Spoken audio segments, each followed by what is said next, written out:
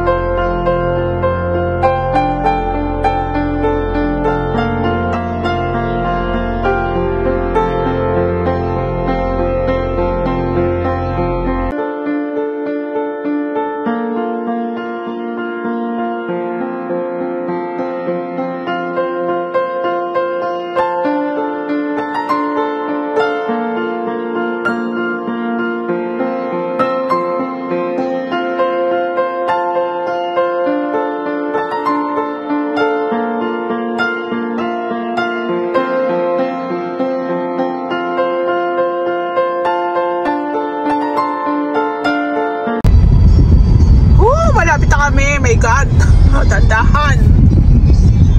Ayan, dito kami sa NLEX dumaan. So, meron na lang kami 36 minutes para ma-reach namin ang Bria Homes. Ayan, nandito kami sa Philsport Arena sa Bulacan.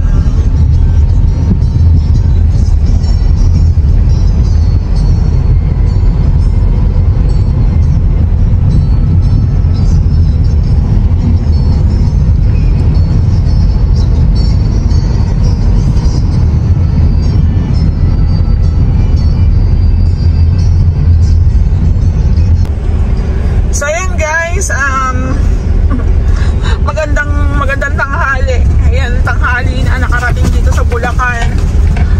Actually, okay naman yung biyahe kaso malayo talaga. Hindi rin kami pwedeng mabilis ng andar gawa ng meron kami mga dala dito sa likod. Lalo na dito. Ito po yung sinasabi ko sa inyo, sobrang mauga. Sobrang makitid ang daan. Minsan sa lubungan pa yan. Kaya meron ditong parang side mirror na malaki.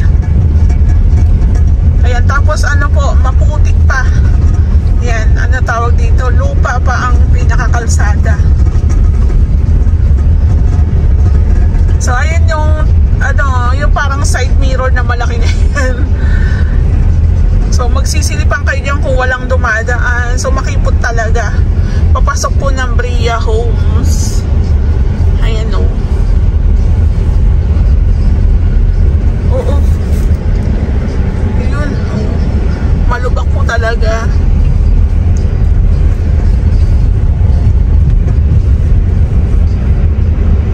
Ayan.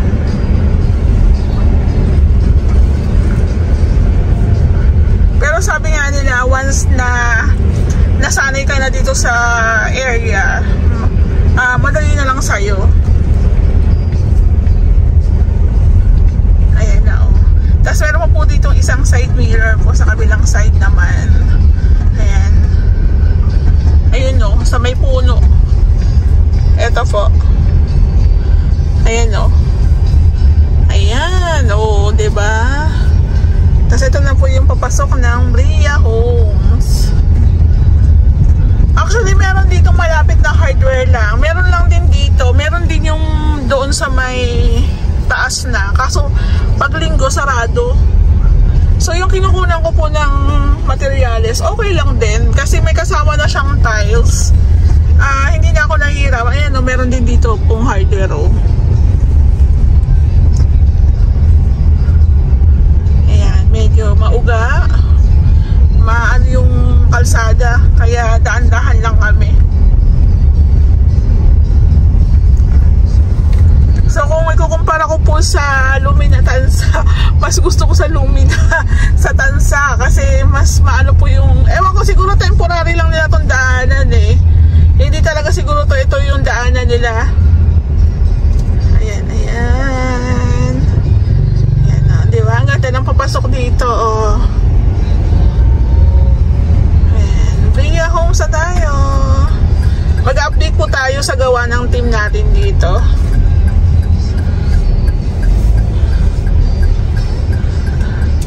Ay, di. Ayan. Oh, dandan. Ano? Guys, ito yung sinasabi ko sa inyo. Bawal lumagpas. Ayan o. Pero dito sa may bungad, lagpas-lagpas talaga. Mas lagpas pa sa gawa namin sa Lumina. Pero syempre, para maging smooth lang din yung aming trabaho dito sa Bria, sunod na lang po kami sa kanilang rules. Ayan. So ang ginagawa po na, ang diskarte po namin dito, kada may kailangan kayo materyales, kukuhanan mo siya ng gate pass. Ayan o, dito tayo. Ayan, dito po yung sa project namin. Ayan. O, diba? Dito na. Pili ko lang tayo dito. Ayan. Atras na lang si Ray. So, doon naman po sa may baba, yung pinaka-office nila, doon sa may may L3. Ayan. So, napansin ko rin po dito, yung iba lagpas na po yung mga kanilang mga grills. Ayan, pwede. Basta wag mo nga lang po talagang ilalagpas sa poste po ng metro kasi talagang bawal. So sabi ko nga, masasanay din kami dito, makaka-adapt din kami dito eh. Ayan na, okay na, dito na. Hello po, magandang tanghali, magwa 1 PM na po. Ayan. So, bali, isang linggo na po kami dito kasi Sunday po kami pumunta last week. Ayan. So, bali, mag-update po tayo. Bali, babalik din po kami agad ni Ray kasi mahirap po ang biyahe pag Lunes. Ayan po yung update natin. Pasensya na po, meron tayong mga sinampay gawa ng stay in po ang team natin dito. Ayan. So, bilad-bilad ng mga damit nila. So maraming pa tayong buhangin dito. Update tayo sa mga materyales. Ito yung mga CHB natin. Kukulangin pa po kami pero siguro konti na lang. Itong side wala pa. Wala pa tayong wall dito. Tapos dito nga po pala sa Bria, yung mga lupa, hindi po pwede itambak dyan sa may kalsada o dito sa gutter. within sa area lang din ng unit ni sir. Pero inadvisean kami na mas maganda isa ako na lang para ipahakot. Para nung isang araw may naghahakot po, tricycle, 30 na sako, tawag dito, 1K ang bayad dun po sa maghahakot. So yung mga ganito po talagang lupa, hukay, may charge po talaga yan. Either labor materials kami o hiwalay ang labor namin sa materials. Ito po is kasama to sa magiging material cost natin. Ayan. So marami pa dito. Papahakot na lang. Ayan, na isa ko na nila. So andito pa po yung ating mga bakal. Yung bakal natin, alam ko eksakto na to. So last week, Sunday, lupa pa to, lupa pa, damo pa, wala pa kayong makikitang hukay o mga CHB. Pero ngayon, ito na.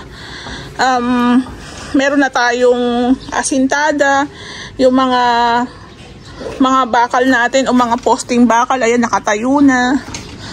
So maglalagay din po tayo. Actually, yung renovation po dito sa Bria, wala kami sinusundang plano kasi parang lang sa kanila parang yung sticker permit lang, parang ganun lang kay Lumina. So wala kami tinitingnan plano dito. Pero since parehas lang naman ang unit, iba-iba lang sila ng rules, pero same lang din yung ipapagawa ni sir sa amin sa ginagawa namin sa Lumina. Ayan po. So ito, pinapa-update ko lang si Kuya Chopo, ang aming pintor dito sa Bulacan. Ayan. So minsan meron tayong 30 seconds na update. Ayan. Ito po yung kahapon na binuhusan nila. So ang gagawin po nila dito is lipat-lipat lang po para hindi tayo magastos sa kahoy. So pag natuyo na, lipat ulit, tapos hanggang mapuno na po yung ating poste. So ang tanong nila, sagad na sagad daw sa wall ng kapitbahay. Ganun po talaga sagad. So paano daw lalagyan ng waterproofing? Pag nilagyan natin ng slab yan, yung pinaka-slab po ang lalagyan natin ng waterproofing. So madaming panlupa dito. Ayan, parang aambon na. Yung ibang kahoy namin, nandito siya. Ayan. Wait lang. Ay, aambon na yung mga sinampay. Ayan. Dito muna tayo kasi ambunan ako. Tayo pwedeng maambunan. Mahirap magkasakit. Yung ano niya. Ay, maambon na. Yung saksakan niya doon. Yung saksakan niya. Tapos ito nga po pala. Dala na namin yung toilet bowl. Shower set. Shower set kasi kailangan po talaga yon. Once na nag-start na rin po kami gumalaw sa ating bathroom. Tapos meron din tayong, ang tawag dito, lavatory, shower set, tapos itong toilet bowl. Gusto ko kasi yung ganitong klase, wala akong mabili dito sa may Bulacan. So marami pa tayo ditong mga adhesive, ayan, semento. So ayan po. So ang ginawa ng team, nagpabili na lang po kay Ray ng bigas kasi medyo malayo din po talagang bilihan. Nagpabili ng bigas, ng ulam, ayan, gulay, ricado. Ayan po. So yung the rest ng tiles natin, taas, baba, andito na, CR andito na. Sa hagdan andito na rin. So ayun, naninibago lang po kami kasi sa Lumina Tansa, mabilis ang galawan namin kasi pwede na namin agad ipahakot yung mga lupa na nahukay. Katulad dito, medyo limit ang galaw. Kaya kung may balak pong magpagawa sa amin dito, baka hindi ko na po kunin. At saka po sa Tansan, dami po namin naka-line up. Naghihintay lang po kami ng permit. Ayan, diba? Dito tayo sa may taas. So, nung mga nakaraang araw, paulan-ulan din po dito.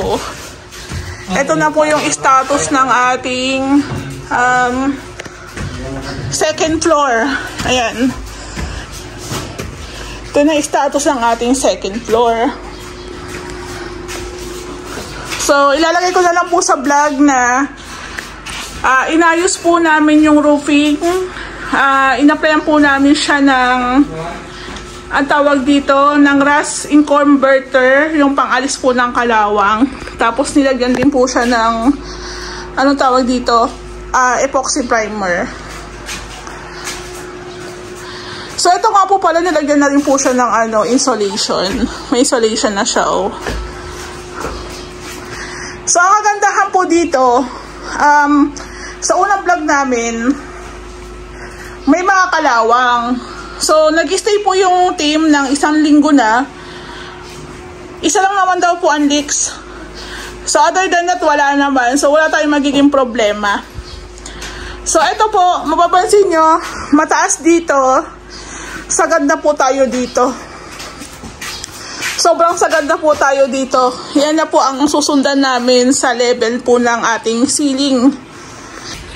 Kaya po pag ganyang kababa lang po yung ating kisame, i-consider nyo po kasi dyan lang po tayo rin kukuha ng ng pinaka level ng sukat. Kasi meron akong ibang mga kliyente na sobrang baba daw ng gawa naming ceiling. So, hindi nila alam na sobrang sagad na rin po talaga yan. Ayan. Ayan po. Ayan. Halos nandun na po tayo sa pinaka-bakal ni Bria. So, minsan, pag ganyan pong sa renovation, lalo na pag sa rehouse makeover kayo magpapagawa, i-consider nyo yung kung paano po magtrabaho yung contractor nyo at saka yung team. Kasi meron ako mga naging clients na mas marunong pa sa amin.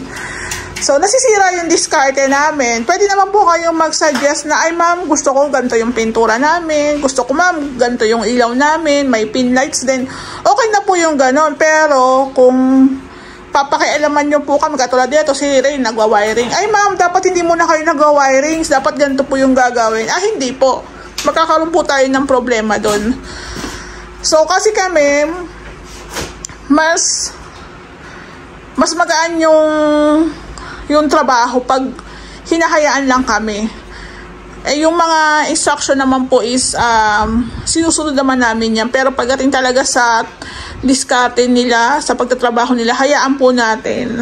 So, doon sa mga zone na magpapagawa sa amin, hayaan nyo lang po kami. 'Di ba? Kasi, lalo na, lumina lang naman yung ginagawa namin. Tapos, yung mga pabahay naman, halos same lang. Magkaiba lang ng mga design. Magkaiba lang din ng mga sukat. Pero, pare-parehas lang din naman yung kailangan i-renovate. So, ayun lang. Kung sa amin kayo, kami ang napili yung contractor, ipagkatiwala nyo sa amin yung buo yung unit nyo. Ayan. So, ito parang pakidlat-kidlat, pakulog-kulog. Sana nga umulan para ma-check din talaga namin ng maayos. Pero according sa kanila, wala naman daw problema. Okay naman. Isa lang, tas lalagyan na lang po ng Vulcasil. Medyo nahihirapan lang si Ray sa wirings gawa ng yung 3-way dito, hindi gumagana. Yun ang problema, 'di ba?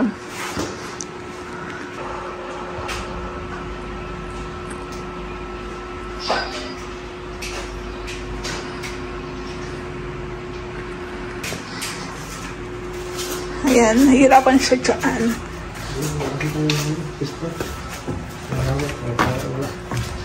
At saka na yan, kung ano. Ito lang extension lang gawin nila. Pagbalik na lang. Minsan talaga, problema rin talaga yung mga wirings eh. Hindi nila inaayos eh. Ayan.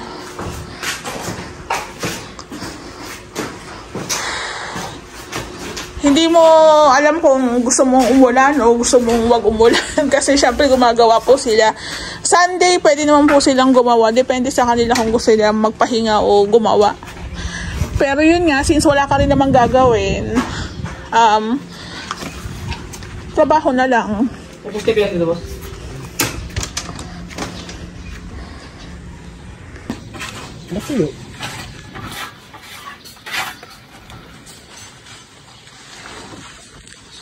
Kasi hindi ko po kasi yung kasama pintura. Pintura natin yung taas. Pintura natin na ganyan. Ay, muna lang isa. Share pati lang gilid. Mga pagpinakuan.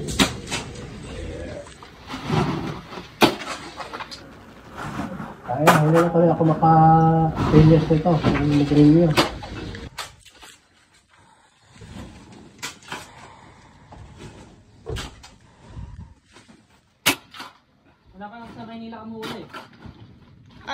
So ayun guys, iniwan na namin yung team dito. Sunday may trabaho kasi wala rin naman silang gagawin. Ayan, so depende sa iyo kung gusto magtrabaho ng linggo. May bayad pa rin naman yun. So babalik na po kami ni Ray sa Tansa. In-update lang po namin ang team, instruction, tapos sa other materials. Sahod din po nila. Ayan, palabas na po tayo ng Bria ulit. So doon nga po pala sa mga nagbabalak magpagawa sa amin dito, pasensya na. Baka po kinuha ko to kasi sakto lang din bakasyon ng mga bata. Pero kung may pasok, medyo mahihirapan po kami kasi tatlo na po yung anak naming magi-school na. Ayan.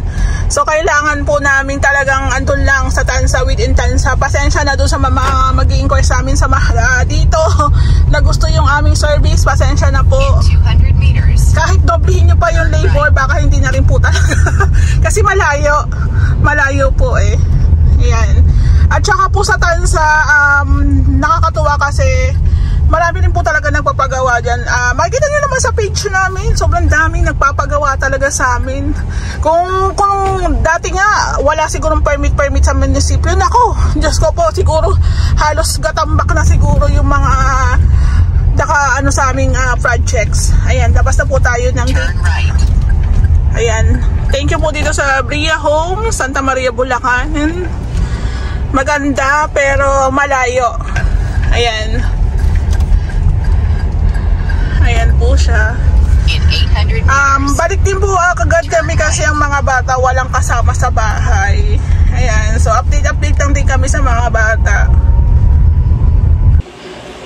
Hello po, good morning. Idugtong ko lang po to sa vlog ko kahapon sa Santa Maria, Bulacan. So bali, eto nga po, para mapanood din po ng mga ibang gusto magpagawa sa amin. So sa pinaka project po namin, kada unit po, ayan, meron kaming maliit na booklet. So nakalagay dito, ayan. Tapos meron tayong plastic envelope, nakalagay po dito lahat ng. So ayan nga guys, ang ating nakaseparate po yan kada project namin para hindi rin po ako malito. So meron kami yung booklet na tinatawag.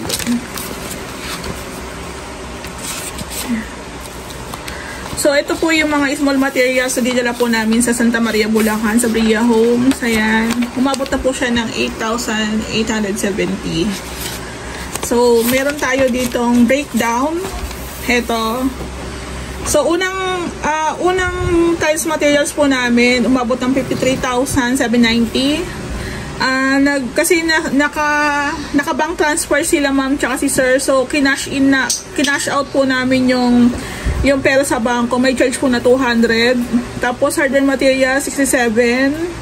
Tapos may 2,000. Ayan, semento 9,000. Marami po kaming lista o resibo kasi nga po hindi ka pwedeng mag-order doon ng maramihan. Kaya may paunti-unti po talaga. Tapos hardware materials ulit, ayan, 15,000, 4,000. Nag-cash in po kami sa GCash, 70 po ang charge kasi sinisan ko po sa hardware yung payment, GCash to bank po nila. Ayan. So, umabot na po kami ng 174,000. Tapos, may pahakot kami. Tapos, hardware materials po ulit. Wala pa po dito yung o-ordering ko pa. Tapos, yung ibabayad po ulit sa pahakot. Ayan. Naka-breakdown po yan lahat. Kasi nga, hiwalay ang labor namin sa materials. So, yung binigay sa akin ni ma'am tsaka ni sir na 250,000 para po sa materials is mauubos na po siya. Pero kung mapapansin nyo, halos parang mabubuo na rin po yung unit. Ayan. So, bukod po doon, dahil hiwalay po ang labor namin sa materyales, andito po yung mga resibo. Sa pinakakontrata po talaga namin, hiwalay po ang labor sa materials. Bahala na po kayo kung sobrang mamahalin yung mga materials nyo. Basta ang usapan po natin sa labor is fixed na. Ayan po, ito po yung sa Santa Maria, Bulacan po yan, no? Ayan. Tapos ito rin po yung binili namin dito na wires sa Raybel. Tapos Tion Paul po yung mga toilet bowl, tsaka yung shower set. Ayan. Tapos ito po yung kinash in namin na pera, 40,000. Meron po siyang 70 pesos na charge. So alam niyo yun, naka-record lahat. Diba? Para kung magtanong, maghanap, magduda, ayan na po. Meron po tayong documentation ng ating project. Ayan po, thank you po. Tapos guys, may share lang po ako sa inyo. Ayan, takpan ko na lang po. Nung Sunday, so nag-NLEX po kami. Sad to say, hindi po namin napansin yung traffic sign. Nagkaroon po kami ng violation ni Reyna. Disregarding traffic sign na may fine po na 1,000.